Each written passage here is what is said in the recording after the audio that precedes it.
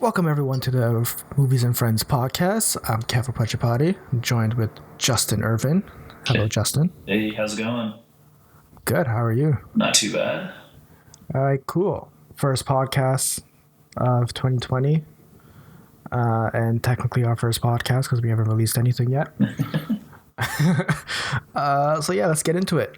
So Fast 9. Yeah. What's it called? Is it just called F9? I think it's called F9 The Saga. Oh God. Yeah. So you've seen the trailer. I haven't seen it completely yet. Yeah. The trailer's the greatest thing ever. Well, tell me what happened.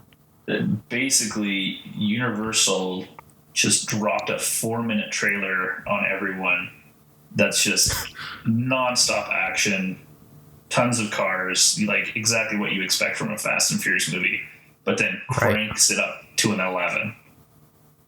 So even more like punching buildings and it's coming down. Oh yeah, like the last one. This movie makes superhero movies look like they are documentaries. It doesn't make any sense, but yet I'm still on board. So John Cena, is he replacing Paul Walker? I believe John Cena is replacing the Rock kind of character, that kind of muscly guy to opposite Vin Diesel. Okay, so the Rock's not in this one? No, the Rock's not in this one. Him and Vin Diesel had a bit of a spout on the last film. Uh-oh. Yeah.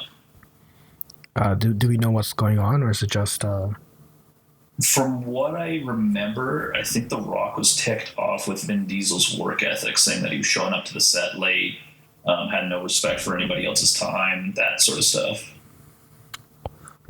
That makes sense. Seeing Vin Diesel's social media posts and how awkward they are and how relaxed he seems. Yeah, fair enough. And The Rock's he's a bit of a workaholic, it looks like. You know what? Kudos to The Rock, though. The guy pumps out stuff all the time, and it's not terrible stuff either. Sure. It's been a while since I've seen a Rock movie. Yeah, he's been doing all right. Even his worst movies are still like fun popcorn movies. Yeah, like I enjoyed Jumanji. I thought Jumanji was actually really pretty good. Yeah. It surprised me. Yeah, I was surprised too. I didn't know what to think going into it, but I came out pleasantly surprised. All right, so are you looking forward for Fast 9? F9? The saga? I think so. I mean, I was surprised by the last one. I thought it was a lot of fun. It was better than I thought it was going to be going into it. Okay. This one looks like it's almost a little too over the top, but I mean, I'll still see it. Why not? Mm-hmm. Is it theater worthy or like Netflix worthy or rental worthy? If people still rent movies? I'd go see it in the theaters. Why not? It's one of those movies that has like a big spectacle to it, so those movies always play out well when you see them on a bigger screen. Yeah. Cool. What else is out? They released the trailer or a teaser for The Quiet Place Part 2. Oh, that looks good. Yeah? Yeah. I didn't see the trailer either. That looks pretty sweet.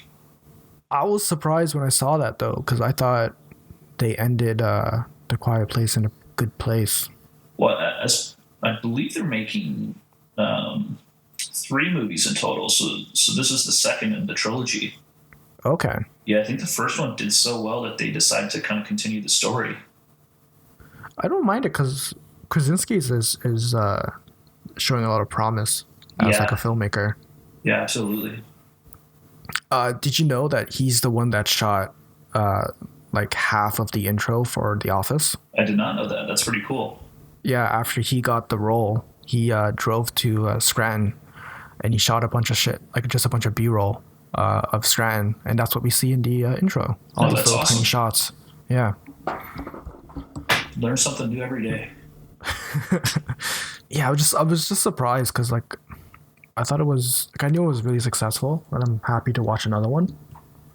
But like I don't know where else they're gonna do. Well, it looks like it continues the story of his wife's like after the first film or whatever.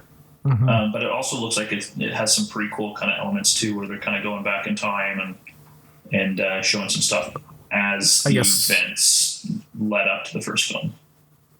Oh, okay, so maybe we'll all figure out and understand more of like who these things are, these That's creatures it. are. It's kind of like expanding on the whole universe that it created in the first film.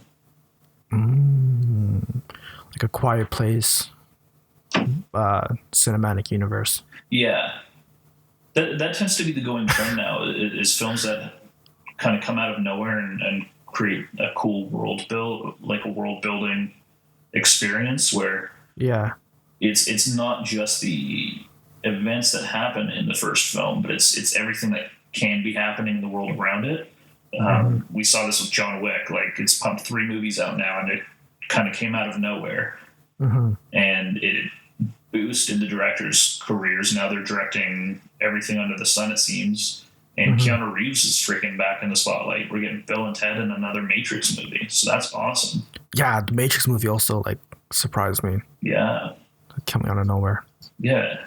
Movie comes out the same day as John Wick 4 as well. So, Oh, it's a fourth John Wick. Oh my god, I'm so behind. dude, John Wick 4, Matrix 4 coming out on the same day. It's Keanu versus Keanu. Oh my god, Oh yeah, get that'll be fired interesting. up. 2 different badass versions of Keanu Reeves. Yeah, right.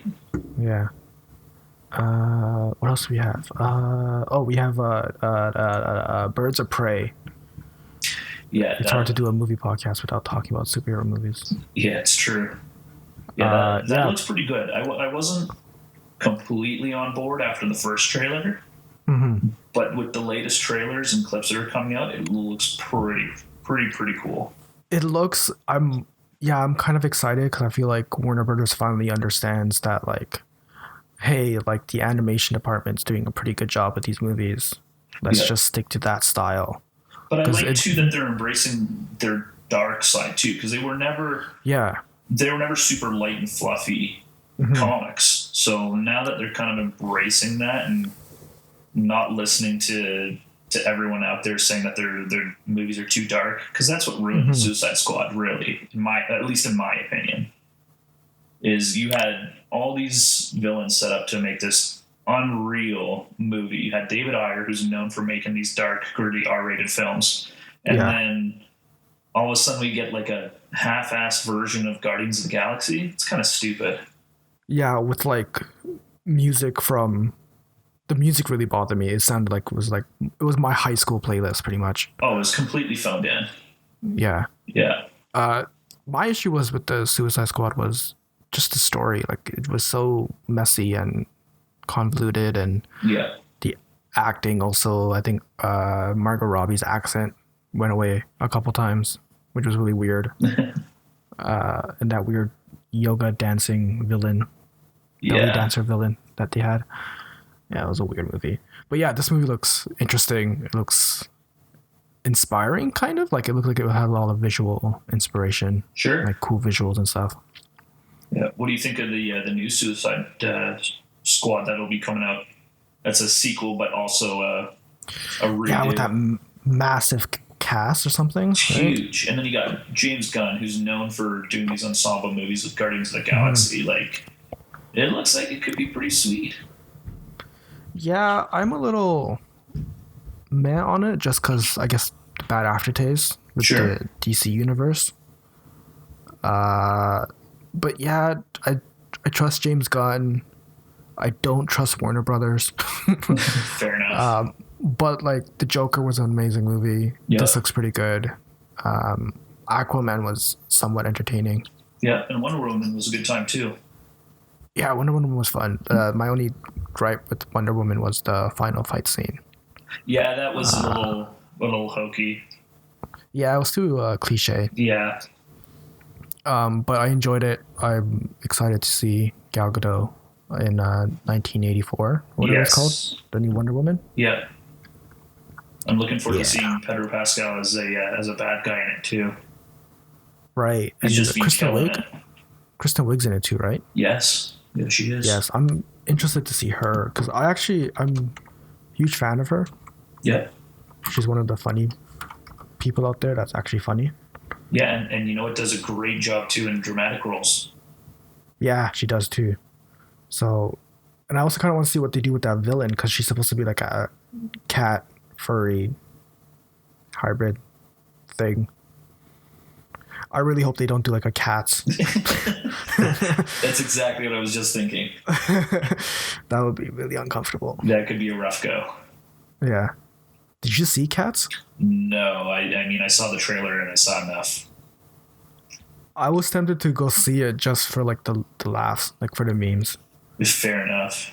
But there was not even any memes. I don't think anyone watched it. You know your movie has a problem when the studio issues a statement saying that this is not a finished movie and will be re-releasing it with better visual effects. As if it's like the latest version of a video game that we can just patch release. It grossed $27 million in the US and Canada. That's nothing, though. The budget was 95. Yeah. For such a visual effects heavy film? Ooh. The visual effects also doesn't make sense. I was watching Quarter Digital's behind this, like the CGI reaction thingies, like graphic, whatever. You know what I'm talking about. Yep. Yeah, and they were saying, like, they were talking about the steps that they took to do it, and it doesn't seem right, because they like filmed them on a stage and then they CGI'd them afterwards, but they didn't like mocap anything. Yeah, it's like they committed to the idea of doing it, but didn't fully commit until late on in the process. Yeah. And the movie ultimately suffered for it. Yeah. It sounds like a nightmare of a production. Yeah, I wouldn't want to have worked on that. No, I would have loved to work on a documentary. I'm sure that like there might be a documentary that came out. That would be pretty interesting. Yeah. All right, that's enough for the movie news. Do you have anything else you want to talk about movie-wise? Upcoming movies? I just saw The Gentleman recently, and it was a fun time. I saw that too. It was fun. I liked it. I found the structure of it was weird. For me, I enjoyed the structure of it just because it felt like Guy Ritchie going back to his roots. Mm-hmm.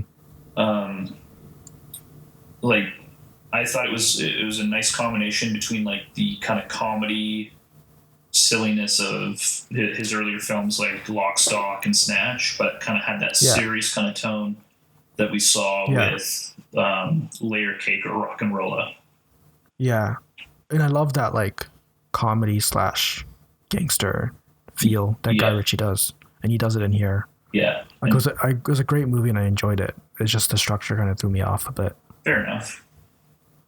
I definitely enjoyed it a lot more than I did his King Arthur movie and what I saw of Aladdin. Aladdin? He did Aladdin? Yeah, he did Aladdin.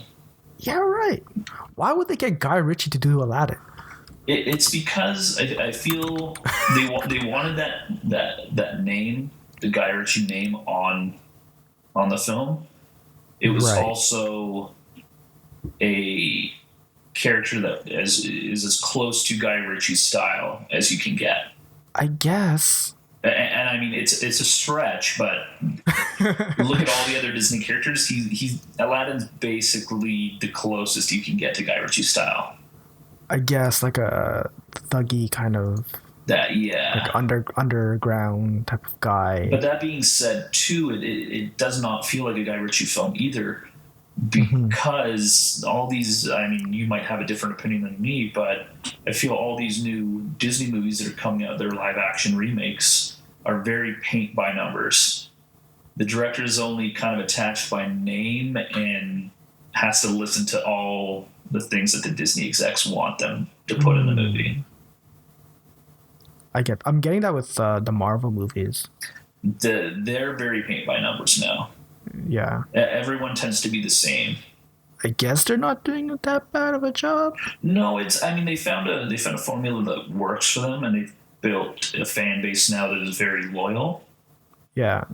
But I don't know about you, I'm starting to go through kind of like superhero-itis or something where it's too much now. It's too much, yeah. Like that's why I've been like saying like I feel like it's gonna end soon. Yeah. Just because like it's getting exhausting. Just too much for the average person, like the average moviegoer to like absorb and remember. Like just too many characters now. For sure. and it's gonna get way too complicated now that they have time traveling. Yeah, but I'm excited for what they're doing on the Disney Plus aspect of it, where they're doing like WandaVision and Falcon and Winter Soldier, and kind of exploring the characters in a TV atmosphere. I think that's an interesting take on it. I'd like to see them do more of that and maybe less movies. Do you have Disney Plus? I do have Disney Plus. So I've been debating whether or not to have it. Okay. Because although there's like some great shows that from my childhood, like Gargoyles, I really want to rewatch Gargoyles. Love Gargoyles. Just because I don't remember the story, but I remember loving the show. Yeah. But there's nothing really like making me like, yeah, you gotta get Disney Plus, because I know Mandalorian's doing well, but it's not to the point where like the only thing I know about it was Baby Yoda and he gets punched in the face. But that's all I know about the show. I would say that Disney Plus is worth it. If you're a Star Wars fan alone, you've got The Mandalorian, you've got another season of The Clone Wars that has just come out. The Mandalorian was fantastic. It was a nice breath of fresh air compared to the not so great Rise of Skywalker that just came out. Right. But then you're right. It has a huge nostalgic factor. Like as soon as we got our account, I watched all of Recess. I loved that show as a kid. Oh yeah, that's Recess too. Yeah, I watched the show. I watched the movie. I ate it all up.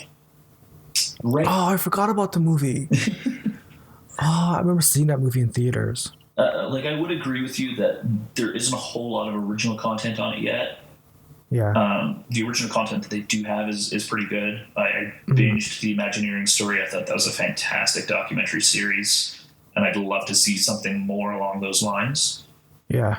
But they've realized that this is a content platform that they want to pump some money into, and so they're coming out with a lot of original content that will be hitting the streaming service later on this year. Yeah, and I'm excited. Like I can't wait to see what else is coming out with Disney Plus, even though I don't have it. But it's only because I think that Disney's the one company that can probably take on Netflix. For sure. Because they have a really good and a large back catalog. Yep. That they don't have to pay for the rights for, unlike Netflix. Yep. And the other streaming service. So I am excited to see what they do. Yeah, maybe I'll get it just to check out Mandalorian. Do you have to be a Star Wars fan? Because I'm not. No. I kind of missed that Star Wars wave. They did a really good job at I think, kind of branching that gap between Star Wars fans and people that are not necessarily into Star Wars, because it does not feel super Star Warsy. Okay, cool. It feels like like an old school Western serial that you'd watch weekly, and kind of has these little snippets of the Star Wars world in there, but it's not overly Star Wars. Okay, sweet. So you don't have to be too familiar with the franchise. No, but that being said, if you are a fan of the franchise, there's a lot in there that will leave you wanting more. Cool. Yeah. Okay, that sounds exciting. Okay, maybe I will get it. All right, let's change topics. I want to talk about the Oscars. Yeah. Because last year's Oscars was one of the lowest ratings in history for the Oscars. Yep, first year without an MC as well. Yeah, the Grammy this year was the lowest of all time. So I'm wondering, do people care about award shows? Because even for me, I want to know best editor, best director, best films and stuff like that. But I don't want to sit there for 3 hours and watch it. I kind of just wait. Yeah, I completely agree. I think we're at a point where everyone wants quick content. And yeah, to sit through a 3-hour award show, nobody really enjoys that. Not only that too, but I feel like a lot of these award shows have become very political. I was just going to say, they all feel... That's it. We get enough politics like walking down the street, turning on the TV, going online. We have enough of it. We don't need to watch something about movies and stuff that they need to shop their politics into. Yeah, and I think Ricky Gervais in the last, was it this year's Golden Globes? Yeah. Or was it last year? No, yeah, this year. year's. Like he said it, like he's like, no one gives a shit about what your opinions are because you make too much money. Yeah. Like just take the award and walk off, which I completely agree. Yeah. Like it's just like we watch this for entertainment. With today's political climate, yeah, it's too much. It is. We kind of just want to break. Well, I think a lot of people too are being tired of being lectured by these celebrities for stuff that we're not necessarily guilty of. If you look at the whole Me Too movement, that was huge in last year's award ceremonies. But it's one of those things. You have all these celebrities lecturing us on Harvey Weinstein and all these other like creeps out there. We're not the ones guilty of this. Right. It's all you guys in the industry that are doing all these sketchy things and illegal things, but you're preaching to us about it. It doesn't make any sense, and people are getting pissed off with it. Yeah, and just tired and annoyed, and it's just like it's something that you like send some emails around and figure out yourself because it's totally in their hands. It's an internal we can't. It's an internal problem. Yeah, so you're not looking forward for the Oscars, I guess? I mean, I am, because I'm in the same boat as you. I like to know who wins. Who wins the stuff, especially more of the technical stuff. Yeah. But yeah, I mean, I don't think I'll watch it this year. Just because, I don't really want to sit through a 3-hour thing of politics. Yeah. Same. All right, cool. Let's just say I know people care about the best picture. That's like the biggest one. Let's just go through some of the biggest nominees. Okay. So, motion picture of the year nominees: Ford versus Ferrari, The Irishman, Jojo Rabbit's Joker, Little Women, Marriage Story, 1917, Once Upon a Time, and Parasite. Okay. Are you familiar with most of them? I think I've seen half of them, yeah. Who do you think will win? And who do you think is like, why is that even in there? I mean, it's kind of hard to say with only seeing half of them. It definitely puts a bias on it. For sure. I mean, I'd love to see 1917 win for cinematography. Yeah. I can't talk about Best Picture because I haven't seen everything, but I love Roger Deakins' work. When I saw that they shot the whole thing to look like it was a one shot, I mean, I'm there. That's what I haven't seen 1917. That's what they did. Yeah, they shot the whole thing to look like a oneer. Wow. Yeah. Okay, I gotta check that out now. Yeah. So it's 19 because every time I see like Americans nominate an American war movie, it always feels like weird American pride. It isn't. I don't think it is an American war movie though. Is it more like a British one? Yeah. Well, it takes place during the First World War, and I mean, I'm not great with my history, but as far as I know, that was not a war that the U.S. was in. Okay. Yeah, I'm pretty sure it's about British troops. Okay, now I'm gonna check that out. And I mean, it's directed by Sam Mendes, who is an English director as well. Okay. So you got an English director and an English cinematographer about an English story. Sign me up.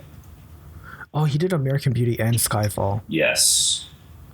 Skyfall is so far is my favorite James Bond movie. What do you think about the new one? Have you seen the trailers and stuff for it? Yeah. It looks good. Yeah, I'm pretty excited for it. It's one of those things because like Craig Daniels. Daniel Craig. Daniel Craig. Yeah, his like I'm not saying that it's his fault, but like his movies have always been like one of them's really good, the next one's really bad. One of them's really good, the next one's really bad. Sure. Like Spectre was kind of meh. I agree. So with The Order, yeah, the next one should be really good. Following that formula. So yeah, I'm excited. Just because James Bond. I also like Rami Malek. Yeah, that was an interesting choice for a bad guy, and I'm excited to see how he portrays that. Yeah, and his makeup looks amazing. Yep. I think if anything, it's gonna win the makeup award for sure. Art direction award. It's one of the I think the only 3 films this year shot on IMAX as well, which is pretty sweet. Ooh, nice. Yeah, it's James Bond, Wonder Woman, and Chris Nolan's new movie. Chris Nolan. Oh, the Tenet. Yeah. Tenet looks like a mind fuck. Yeah, I'm excited for that. Yeah. It looks like we're going back to like that classic Chris Nolan kind of just screw with your mind sort of thing. Yeah, with like I'm some excited. espionage thrown in there. Ooh. Yeah. I usually like when movies. I'm hyped about a movie. I usually watch like all like the trailer breakdowns, and I try to see like all the Easter eggs. People try to like all the theories and stuff. Yep. But this one I'm trying to avoid it because I want that classic going in with knowing nothing at all, sure, or knowing as little as possible. Chris Nolan's one of those directors now that has so much clout that when you watch his trailers, it doesn't always give a whole lot away either because he doesn't let any of that slip.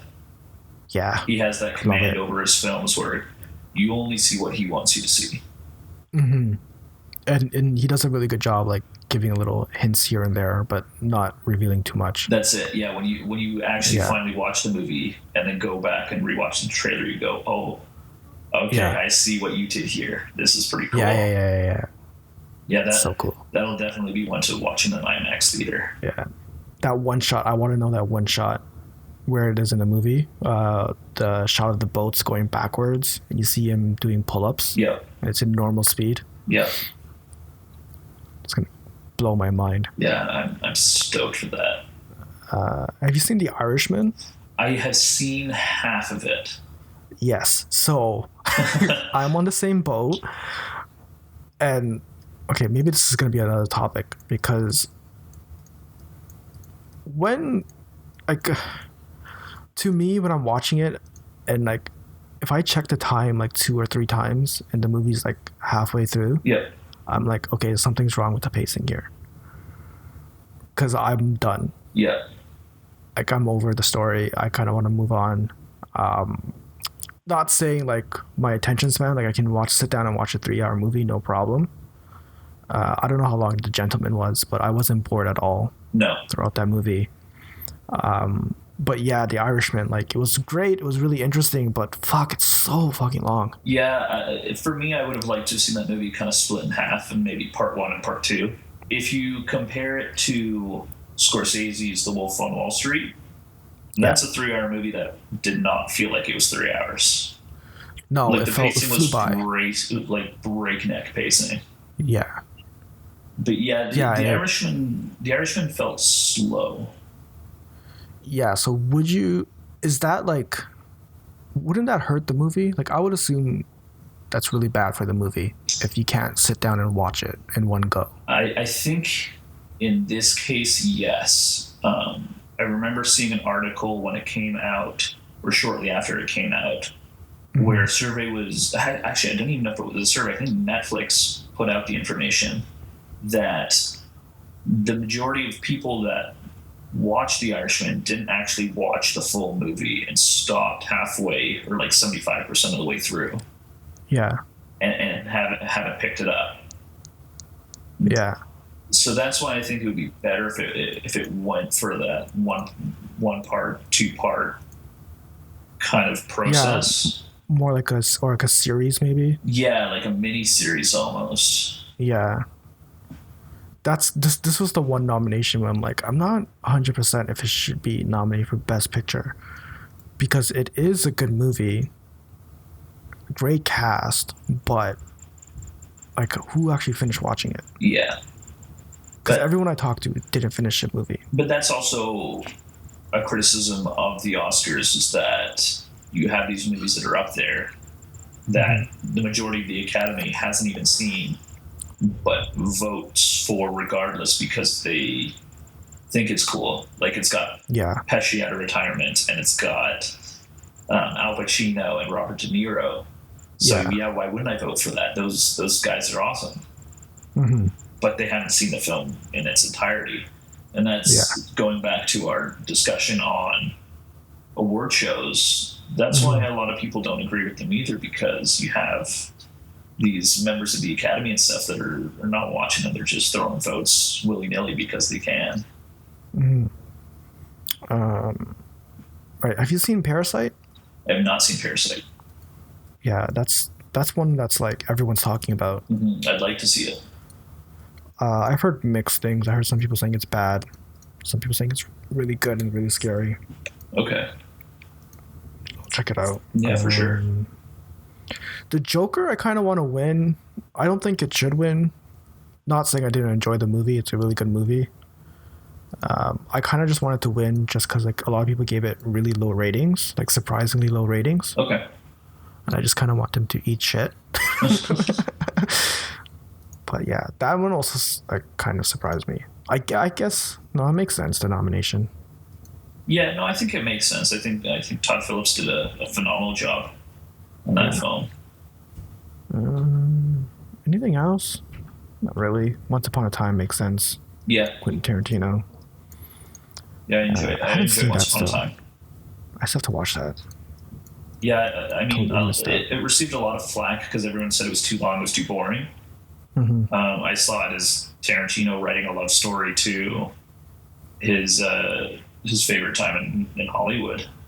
It was kind of like the golden age after the golden age. Yeah. So that was the kind of time that he grew up with in Hollywood. You had some of the mega stars that we still recognize today, and it was cool to watch the movie because it felt like going back in time. They did such a good job at recreating the Hollywood era in the 1960s. Sharon McIntosh. I wonder, did she take over the Weinstein Corp? That I'm not sure. I thought they disbanded the Weinstein Corporation. Just because the name is kind of sullied after Harvey Weinstein. Yeah, maybe they did like a name change or something. But like, I know she's like, because I was watching Django last night. Okay. And she has the producer credit on it with Harvey Weinstein and his brother, whose name I always forget. Yeah, so I'm wondering if she's like in charge of that now. Maybe. Anything else nomination wise? You want 1917 to win cinematography? Yeah, I'd love to see Roger Deakins get another award. I think he's one of the best cinematographers working today. Roger, I'm terrible at names. What else did he do? Shawshank Redemption, Blade Runner 20. Oh, Blade Runner. 49. Yeah, okay, yeah. He won the Oscar for that. Yeah, this guy deserves it. Yeah. Yeah. Watching these movies. He was nominated 14 times before he won. Oh, yeah, this guy's gonna win. Yeah. There's no question. Skyfall, that was a fucking beautiful movie. Yeah. Shawshank, Fargo. Yeah, that shot, that aerial shot that he has when the bus is coming in with Andy Dufresne and it passes over the bus, over the top of the prison and over the yard, just gives me goosebumps every time I watch it. Yeah, this guy's gonna win. That's no question. All right, cool. I hope he wins. Who else is there? What else do people care about? Best actress, best actor. I thought they consolidated that to one category. I guess not. No. Could happen next year though. Yeah. They're always kind of humming and hawing about it. Yeah. Scarlett Johansson. I saw her name a couple times for different movies, which I'm happy about. Yeah. I think she's a good actress. Jojo Rabbit, Bombshell. Okay. Yeah, there's not much to talk about this. What else are we going to talk about? Oh, yeah. Let's end us off with what are you watching? What am I watching? Yeah, anything not necessarily new. I know, like just like I what are you just checking out? watched the other day a film called Upgrade, and it was really cool.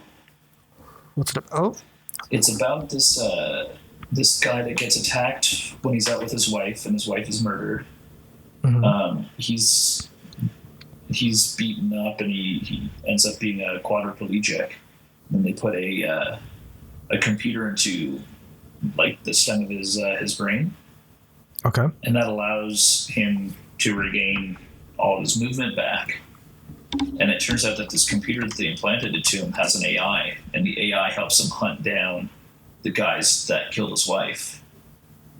Okay. And it's from, I think it's Universal and Blumhouse, and it was one of those movies I saw the trailer for, looked really interesting, thought it looked cool, but didn't have huge hopes for it. Mm-hmm. Picked it up on Blu-ray, watched it, was just blown away. It was such a cool concept. It was an interesting view too of like the near future, because it takes place in like, I think it's like 2046. Okay. But it's not to the point of like flying cars and all that stuff. Like you could definitely see that it's an achievable future from today's standard. I feel like a lot of sci-fi's in the last few years. This is Upgrade in 2018, right? Yeah. Yeah. Okay. So I feel like a lot of the more recent sci-fi movies are all like that. Like all the technology kind of seems like it's just around the corner. Yeah, which I think is a cooler take on sci-fi compared to like if we look back at like 80s sci-fi, where you throw up the title card and it's the year 2017 and we have flying cars and we're living on the moon and stuff. Yeah, it's kind of cool to see more grounded sci-fi, because there's stuff that you see there that you're like, okay, yeah, you know what, the person's telling their house to order a pizza. Yeah, I can do that now with my Google Home.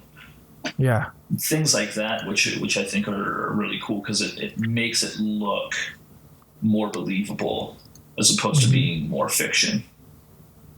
That's cool. I might check it out. Is that like on Netflix, or no? You said you bought the Blu-ray. I bought the Blu-ray.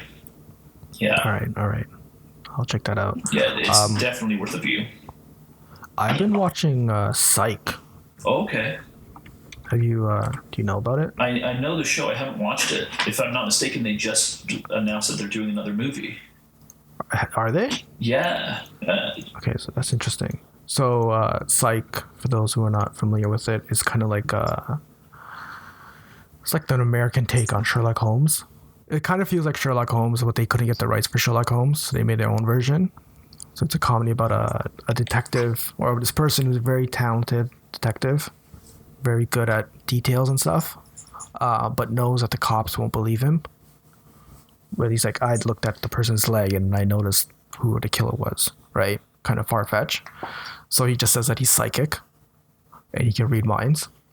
And he's just like tricking a bunch of people. It's kind of a comedy, early 2000s style show. Yeah, it's just a nice throwback. It's kind of shit. Like, it's one of those things we can sometimes just put on and like be on your phone. I love those kind of shows. Yeah, and there's 8 seasons, 2 movies, and I guess a third one now. It's just like, yeah, it's just a fun, like, whatever show. That's pretty sweet. Yeah. I also checked out Dracula on Netflix, the BBC one. How's that? I wouldn't mind watching that. That's it's a miniseries, is it not? Yeah, it's 3 episodes. It's kind of interesting. It is a different take on vampires a little bit. Okay. It kind of like it starts off like back in the day. There's this nun who's trying to hunt down Dracula. Okay.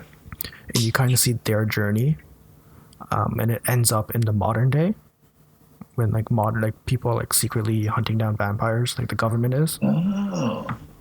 Yeah, and they find Dracula and stuff, and they don't do it in like a really weird, cheesy way. Well, some of it's a little cheesy, but like because you're dealing with vampires. So I thought it was only a period piece. You're saying it's period and it's modern?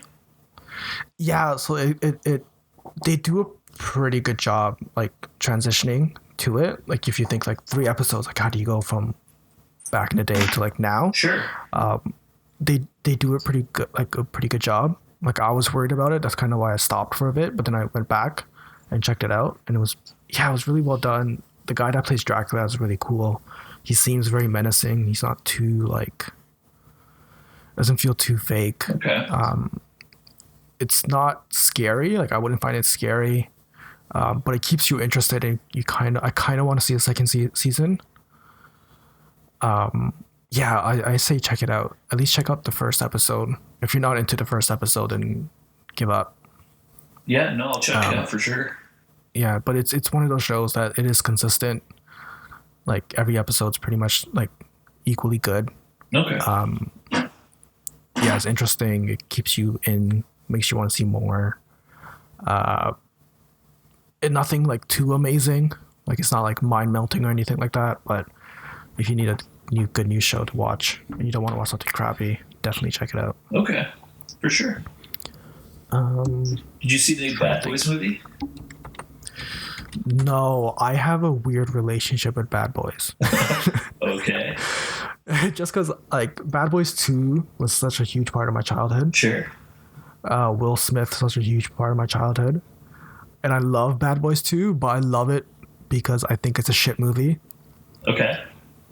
You know what I mean? Like I know it's bad, but I love it because it's bad. Yep. So I want to see Bad Boys 3, but I don't want to go to theaters and watch it. Okay. But apparently like everyone's giving it high ratings. Yeah, you know what? It wasn't bad. It definitely it was way better than it had any right to be.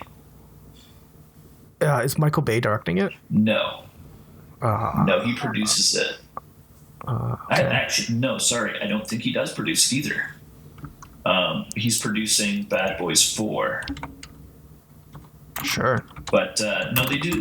The director did a good job kind of capturing that kind of similar Michael Bay feel while also kind of making it his own.